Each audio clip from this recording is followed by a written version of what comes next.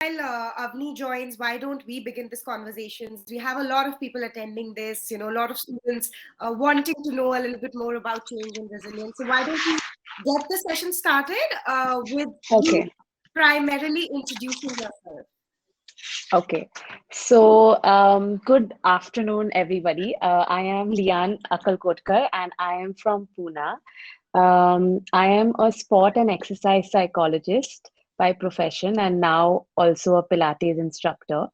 So, I've always been in this field, and I think today's topic is something that I have spoken about a lot because, as an athlete myself and um, working with athletes, resilience and change is very, very common and is very, very important, especially during this entire COVID phase. These last 2 years have really been very, very challenging. Especially, I mean, there's an example of the Olympics being postponed, and there's so many big tournaments that were postponed, and my friends and athletes who I know had to be very resilient and had to adjust to the change because they were practicing for 4 years and then they couldn't, the Olympics only got postponed, etc. So I had a lot of sessions last year when it came to younger children about how they need to be resilient with this entire change because they were locked up at home. So I have been speaking a lot about resilience, and it's a very, very, I think, a motivating factor. Yes, So I mean, I'm really excited to speak about it today too. Not about sport, obviously, but in general. definitely, So definitely. yeah, so Lian, yeah. when we talk about changes, like my first question to you would be, what is resilience? Like we all say, oh, it's an important trait to get through difficult times. Oh, like we've been through traumatic experiences. Be resilient, be strong. But what exactly is resilience? Could you just decode that for us? Yeah, so many people don't understand what resilience is. So the in easier language, I would just say it's the way you bounce back from a tough situation and you bounce back positively from a tough situation. Right. So that's an easier way to frame it. And then you have different ways of how you can deal with resilience and how you can get into that mindset of being positive. Absolutely. And on Yeah. that note, welcome, Avni. Thank you so much for joining us. Hi, I believe there I'm was so some technical sorry glitch. I got late today. There was this internet connection problem that was No going on. problem at all. A quick check, So, Avni. Can you hear us? Can you hear yeah, Lian and yeah, me clearly? perfectly fine. Yeah. Definitely. So, taking back to where we started off, thank you, Avni and Lian, for joining us today. Lian has introduced herself, Avni, so I would now pass on the mic to you. Please Okay. introduce yourself, then we can get the session actually started. Okay. So, my name is Avni Drone, and I am a counseling psychologist, and I have been practicing for more than 4 years now.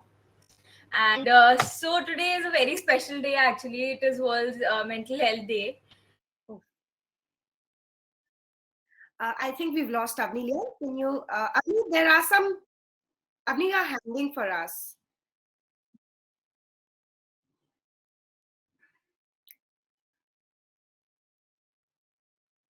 Hi, Avni, can you hear us? Okay, I guess she's frozen for me, Lian. How about you? It's frozen for me too. You as well. Right. Yeah. So meanwhile, she bounces back and gets her network up and running. Liam coming back to bouncing back in positive. I mean, in life from traumatic events or moments of hardships. I think she's trying. Right. She's trying to speak, I think, yeah. Okay. Uh, right. So anyway, so Lian, going back to what we were discussing and what we were talking about, resilience is essentially, I think you quoted, bouncing back, Yeah, from tougher situations, right. from hardships. Lian, do these hardships change you as a person? resilience mean that, oh no, you restore your original self back, or does it mean you are a renewed self with a new attitude, with a new mindset? I think it depends on the situation. And what I would say is like change and resilience, there are two, I look at it in two ways. So change can either be something that you're looking forward for and you're excited for a change and you're hoping for something better, or then you're fearing a change. Okay. Okay, so either way you look at it, you have to be resilient. Like even if it's a good change, you need to be resilient because, like for example, during COVID, everyone had set goals for themselves, and because COVID hit, they had to be resilient enough to change those goals and to get out of their comfort zone, right? So you set new goals for yourself. So it takes time for a person to understand and accept. So acceptance plays a very, very important role. So before you hit resilience, you have to accept that change in a, Right. yeah, right? You need to accept it positively, and then you can be resilient. And yeah, so that's how I look at it. You can either fear it or you can like look at it in a positive way. Okay. And would you, Lian, then call change and resilience two sides of the same coin? Yeah, I And would. okay. So Yeah, you get into a traumatic situation, or any event that sort of, forces you to move out of your comfort zone. You correct. accept it, then you to deal with it, and then you bounce back, move forward with positivity. Yeah, like I tell everybody, I say you have to focus on what is in your control when it comes to changes. Like you need to focus on, okay, there is a change and this is what is in my control and this is not in my control. So what is in your control is what you can be resilient about. You can't focus on someone else and then try to be resilient according to somebody else or But change yeah, according. difficult situations hit, right? And Right. when things do not make sense to you in that particular moment, uh, how do you define, how do you bifurcate it in your head that, oh, this is in my control, I can do something about it, and this is not in my control? Because grief, or the trauma, or forget grief or trauma for that matter, the Yeah. uncertainty of the situation is so all encompassing that you don't understand, like, how do you do that, how do you train your brain to adapt to changes? Okay, so I think Avni's also back. Yeah, So Note, I'm happy guys, fluctuating. it's a very important day. It's as Avni's told, it is the World Mental Health Day, and we are Yeah. talking about this. Cannot be better. Okay, Avni, over to you. A quick introduction, and then we can dive straight into our discussion, which I was having with Lian on change, resilience, bouncing back, and what it actually takes to have inculcate a positive mindset. Over to you, So Avni. yeah, as I was telling that I am in the psychology background for more than like 8 years, and I have been practicing. So of cases where there are big examples of resilience, and people lose hope at one point of time, but then they gather the confidence and the courage, and they bounce back. So as we were talking about resilience, there are also ways of building resilience. It just don't have to be inside us. You don't you're not born with it. You learn resilience by experiences. So sorry, what was the question and what Was was the Avni, no problem, no problem. I completely understand. The question is, Avni, we were discussing how change and resilience are two sides of the same coin. And Lian had some very interesting perspectives to share about how, when you're bouncing back from a situation, the first step to it is accepting what is in your control, what is yeah. not in your control, and then probably developing the resilience for a positive mindset. I would love to know your take on it. Whatever she said is perfectly true, because once we are in a problem or in a situation, we and there is a change which is needed, we tend to fear that change, because firstly we are as human beings, we all need control over our lives, and we want to know what is going to happen next. We want to have all these things planned, but change is something which is not planned, right? Right, right. So since now let's take an example of the current situation. 2 years back we had corona, right? No, what is happening, it was a change all of us as humankind. But and firstly, we were very fearful. We were very afraid of the fact that what is happening. Okay, but now when we look at the situation, this is a perfect example of as we bounced back to the situation. Yeah. And we had to unlearn a few things to learn to adapt, right? Right. So accepting chaos which is happening, and then trying to figure out solutions, and knowing your own strengths to adapt to the new situation is how you can build resilience.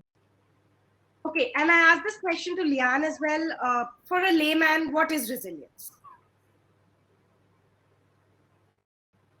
Avni, can Yeah. you hear me? Yeah. So, Yes. if I'm a layman, how do I understand the word resilience?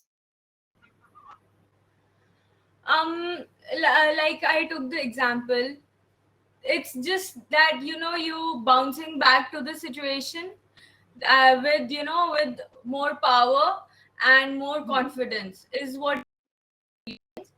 And for a layman, you can just say finding solutions to the problem and not losing hope.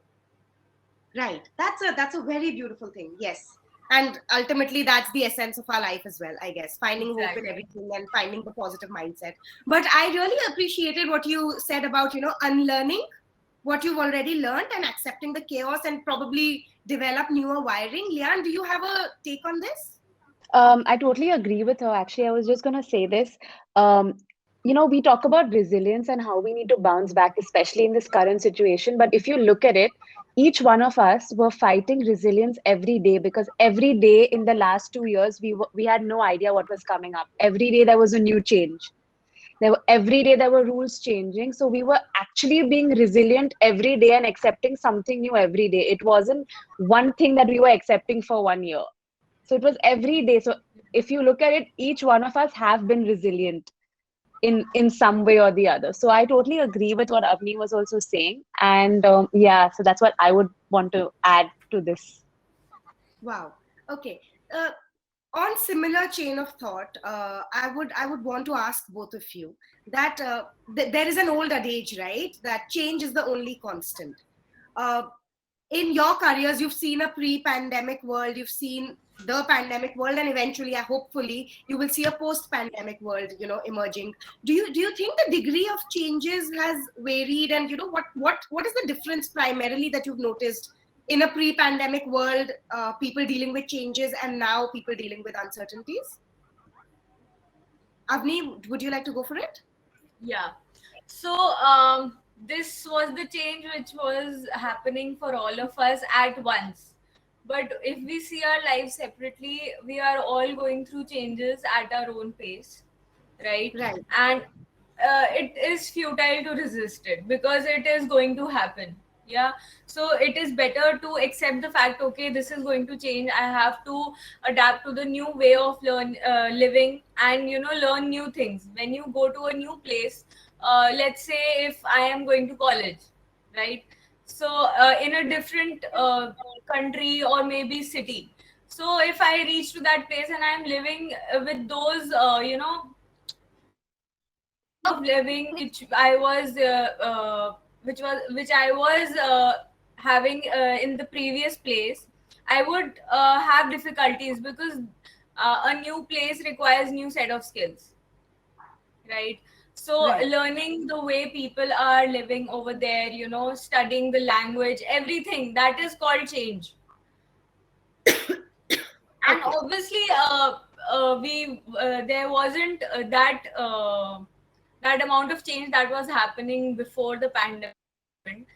But now it has gone to a very higher level because now everything has changed from going from a child, from childhood to adolescent, because even the children now are having social anxiety because of the isolation and quarantine, because they don't have that habit of seeing people.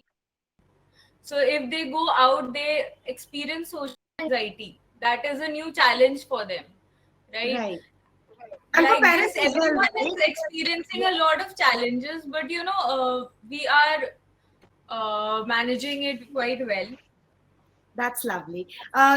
Someone in our chat box has given a very, very beautiful description of resilience. I believe resilience is the most straightforward way.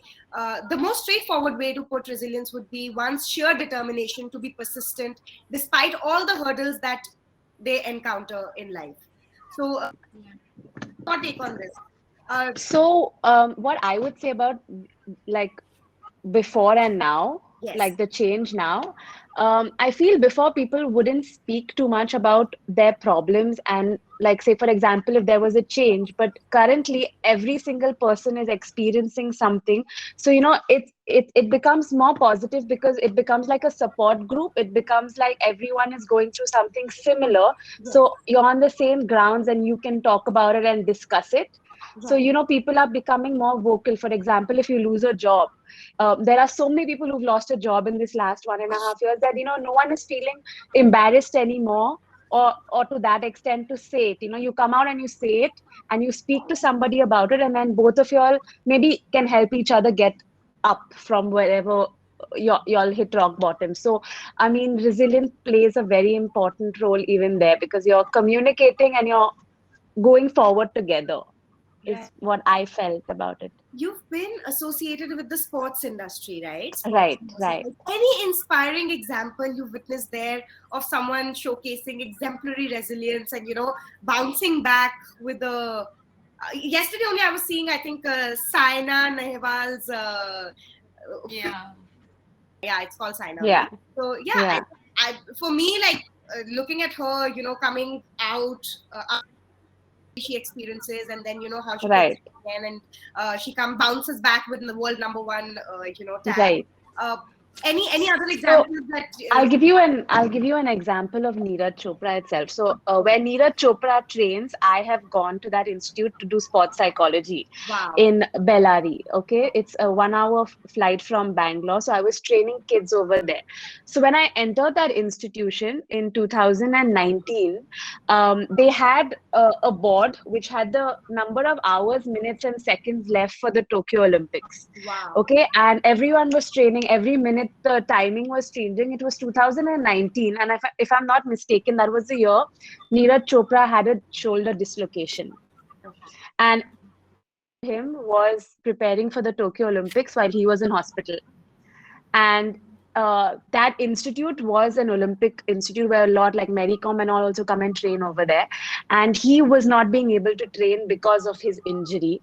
And he was the only one out of all of them who was resilient, got that 1 year extra because of COVID, and he won the world championship. I mean, he got a gold medal in the Olympics this year. So that 1 year, which COVID hit us, he took that in a positive way because he got that one extra year to practice more and be resilient and get a gold.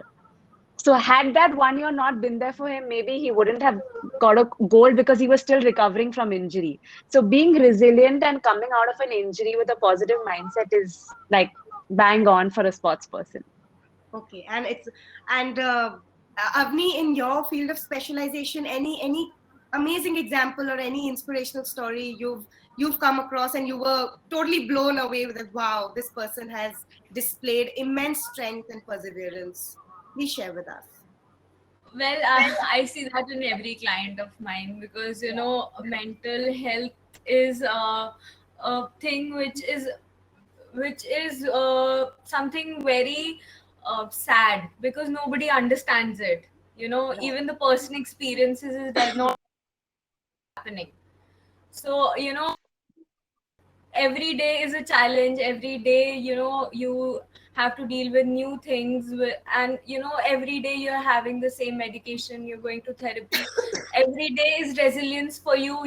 You're gathering the courage to live that day because if you are having some mental illness, say let's say depression, because everyone is well known with depression.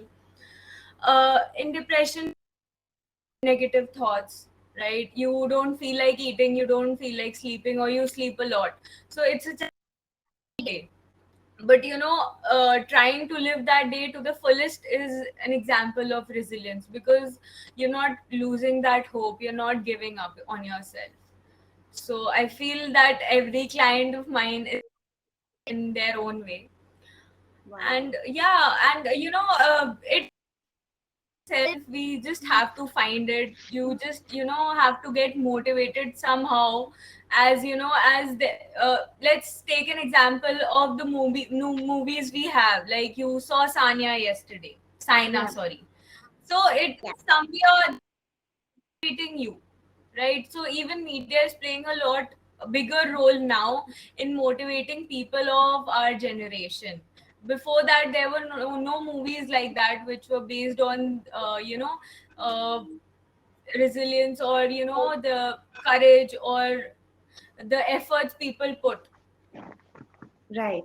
On that note, I think we have a very good question, which is so relevant to all age groups, I believe. How does one work on yourself to stick to an exercise or a diet plan rather than changing it often?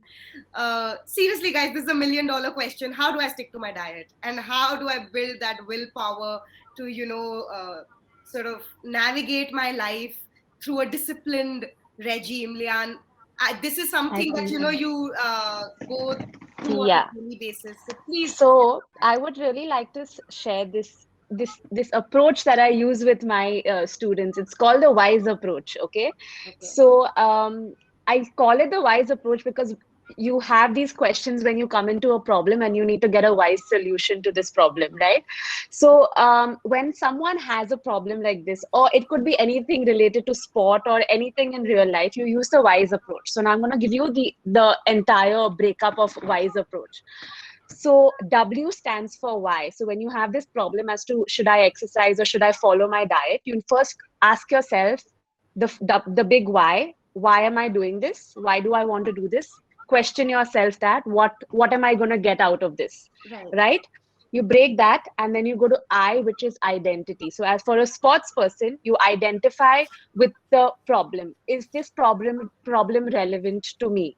Okay, yes, a diet plan for a sports person is relevant, exercise for a sports person is relevant, so you can identify with your problem. Okay, and then S comes to strategies, and then you break down your problem and you find relevant solutions by getting multiple strategies or multiple solutions to your problem. So it could be example goal setting, it could be setting a short term goal or a long term goal and breaking it down, or it could be visualization. You visualize what you want to become, you imagine what you see yourself Yes. becoming, and that could be another strategy. So you have different strategies. And E is environment. So you surround yourself with the people who are positive in your life, who support you. Especially, for example, if you're a player, then you support yourself with your players, you're in the sports environment. So you break that up, and then you'll get an answer to why you are following this, because you will realize that every single person in that team has some problem, and they are all going through the same thing but with different solutions. So you talk to each other, and then you get a solution, see if it works out for you. If it doesn't, speak to your coach, figure that out. So I use the WISE approach, and that's how I get my clients to get a solution for themselves. And with the So that's what I wow, do. this is a very good idea to deal with, constantly changing minds. I think if you micromanage your goals and you break them into micro goals, I guess, then Right. it just gives you the sense of, fulfilling an achievement. You've achieved Yeah. like smaller goals over a period of time, that Correct. gives you that winning, I guess. Right. Right. Agni, do you use that in your professional capacity? Like, do you ask your clients to break down their problems and, sort of have micro solutions to it? What's Yeah, your approach? that's the basic, because if you plan for a change, you have to take baby steps. Right. That's Baby the steps to whole the key. key. Yeah, Yes. you have to take baby steps, and when you achieve those baby steps, you get the confidence to achieve more. So that's what I also recommend my clients. Also, when I feel that one decides to, exercise or diet, or plans for something like that when they are tired of their present life. So actually, to get out of that vicious circle, you have to have that willpower and, maintain that courage, set up your routine, and have it in a disciplined way. So I believe in discipline, and I ask my clients to actually make up a routine, like when we were kids, we used to, make our timetable. I ask my clients to actually make their timetables and actually stick to it, so that they learn to be more disciplined every day. And I ask them to, follow it for 2 weeks maximum, no matter what, and then they get used to it. So that's the key, I feel. Wow. Yes, and definitely, I think routine and rituals, ritualistic living is something, we tend to stick to. Like brushing my teeth is not a Yeah, huge task for me because I do it repeatedly, day in and out, every single day of my life. So yeah, it doesn't bother you, I guess. Routine living provides you with that sense of comfort. I feel.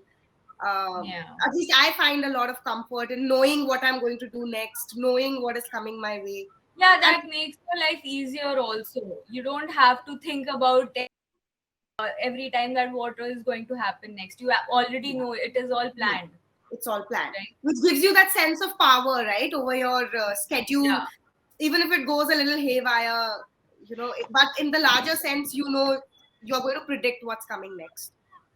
Uh, exactly. Yeah. we have a very good question in the chat box, guys, which I'm going to ask either of you to answer. How to be active socially when most of your neighborhood friends have moved away, especially during COVID, experiencing this lately after second wave, where I have a urge to express myself, but I'm unable to do so. Uh, yeah, definitely, I Leon, could go say ahead. something. Yeah. So I would ask this person to visualize what they are, what they want to see. For example, you said that the question, the end of the question was, They I have an urge to express themselves, but express they're themselves, unable but to. they don't know how to. So you visualize how you want to express yourself first. Don't just go to express yourself. Visualize how you want to express yourself and then get into expressing yourself. Because if today I say I want to express myself, but I don't know what I want to do, I just know I want to express myself. I have emotions into me, but I don't know how to channelize it. Right. So I would sit down and visualize how I would want to channelize it, what emotions I want to show, how I would want my day to go, and then I would go forward and express it. So visualization, I think even Avni would agree, plays a very, very important role in an athlete or in a person's life. I'll give you a very, very short example. It actually may help the people watching this. When we in sport, and you can use this in any kind of life that you're leading, you usually for mental health, you go and you want to for help only when you have a problem, right? You have to be consistent with it. For example, if you are writing an exam, you're not going to just go give your exam, right? You're going to be doing your revision for your exam. Right. The same thing applies to you when you're involved with mental health in sport also. I tell my athletes that for them, their practice is their revision. Okay, their practice is their revision.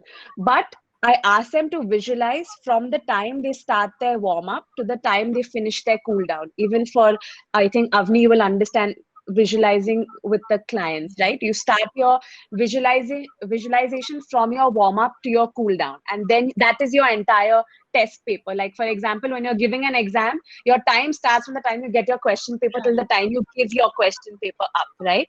Same thing applies to us in, say for example, in a corporate life, for a student in university.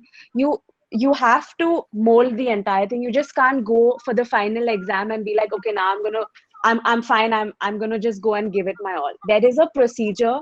You have to be consistent with it, even if it's related to your mental health. That you can't just go and say, okay, now I need a solution, help me. I, And then you feel fine today, and then tomorrow you're like, okay, I'm fine. It has to be something that needs to be done consistently. So visualization is something that really helps you get on your feet. but Avni, I want to ask you for this I'm so sorry, visualization. There are some words I cannot speak properly. I guess visualization is one of them. But yeah, to visualize this, to incorporate it in your daily lifestyle, uh, level you have to change your mindset towards how you perceive things, right? How do you do Yeah. that? How do you get yourself to become so self aware that my mind is thinking in the wrong direction? How do I bring it on the right track? How do I adapt these techniques on a daily basis? Well, first, I would like to answer the question. It was, how do I express if I am not able to, Yes. right? So, we have all been experiencing this thing that okay, people have drift apart in the second wave because of the so much traumatic experiences we had. Yeah, I feel that in the second wave there were a lot of deaths and everything. So if you feel like expressing, you should, but if you don't want to, it's completely okay.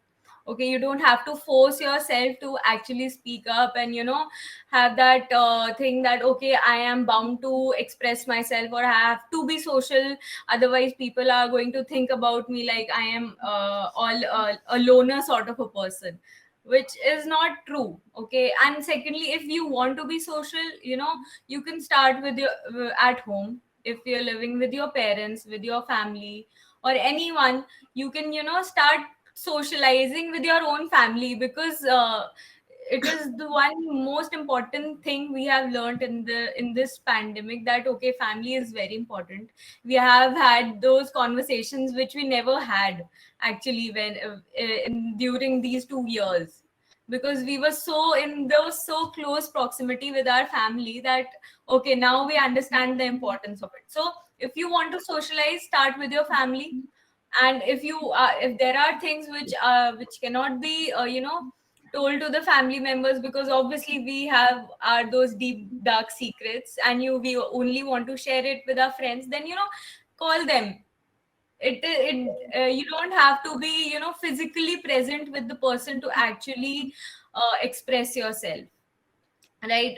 Internet is playing such a amazing role. We, like today we are video conferencing, sitting apart, very it's such an amazing thing that we are so far away, still we are on this platform talking about resilience and change.